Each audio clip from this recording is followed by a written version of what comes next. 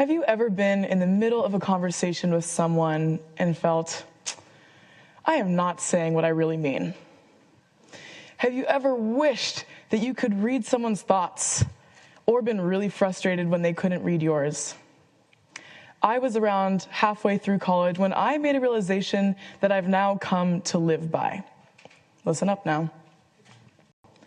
All interpersonal conflicts are fundamentally best described by middle school social issues. I watched friend groups form and then fall apart over seemingly nothing. I watched people argue. I felt afraid that if I said something, it might be taken out of context or used against me in gossip.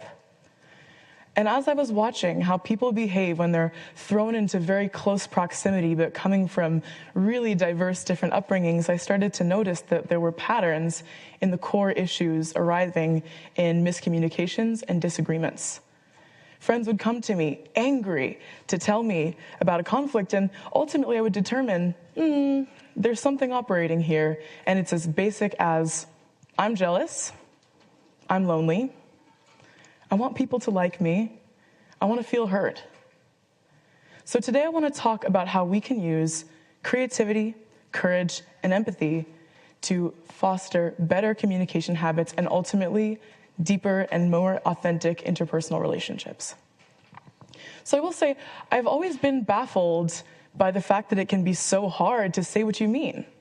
I mean, after all, linguists and evolutionary biologists alike agree that humans have a unique aptitude for language. This is evidenced by many things, including our anatomy and the way that we structure our societies. By the time we are just 6 years old, we have 90% of the language capacities we will use for the rest of our lives. So, by that logic, shouldn't we all be absolute communication professionals? Shouldn't we always know exactly how to say what we mean? In some ways, yes. In some technical ways, we are very skilled. But in other ways, when it comes to really being honest, really putting yourself out there and just saying it, not so much. So what is an explanation for this? Why can it be so difficult? As a peer educator, I got a chance to work with a number of different people and help them through a very wide variety of complicated interpersonal situations. And I got to help people answer questions like, how do I tell my parents I need more independence?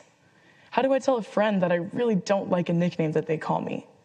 How do I tell someone that I like them? Now, take, for example, the nickname one. When you think about that question, there's something interesting there. They've already said what they're trying to say. They already know what it is that they're trying to communicate. So why is it so hard to take that and put that into words? In that nickname example, can anyone tell me from the crowd, audience participation moment, why might it be difficult to go to your friend and tell them that you're uncomfortable with a nickname? Yeah. Because you let them call you that for a while, and now it seems that you're putting out this kind of late in the game. Yes. So, yeah, go for it.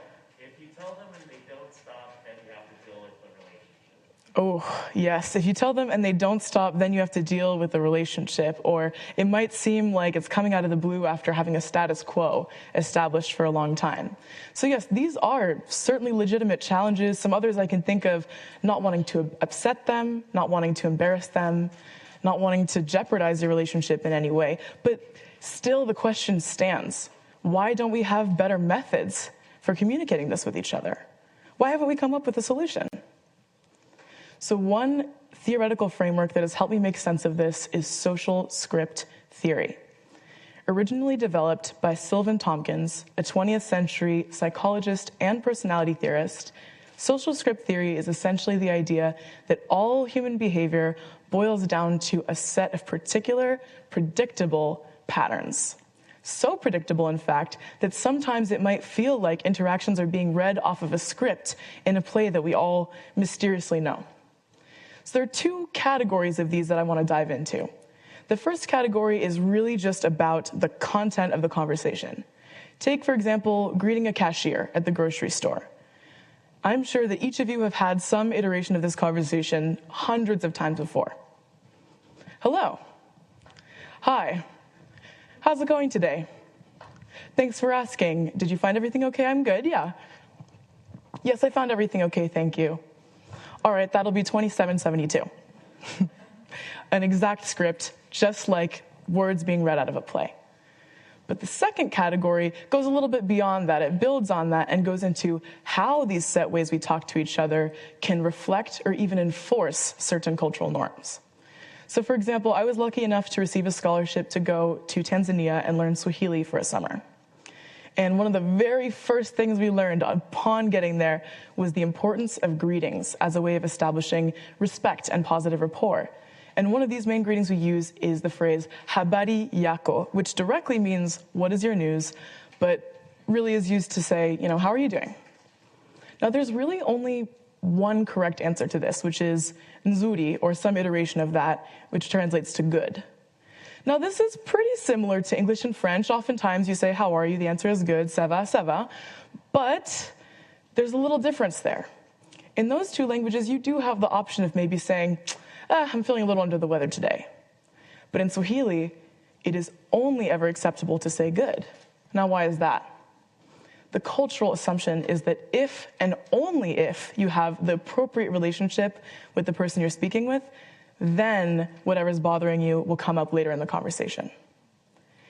So, thinking a little bit about the second type, that's what interests me the most. I was thinking about it and I realized, it does make sense for us to have an easy fallback shorthand to show you, you're a person, I'm a person, we recognize each other, let's move on. And yes, it can be very helpful to have a shared way that members of a certain group or community know that they're supposed to treat each other. But let me ask you a question. What happens when these scripts start to take precedence over actual, in-the-moment communication that's specific to what you're going through in that time?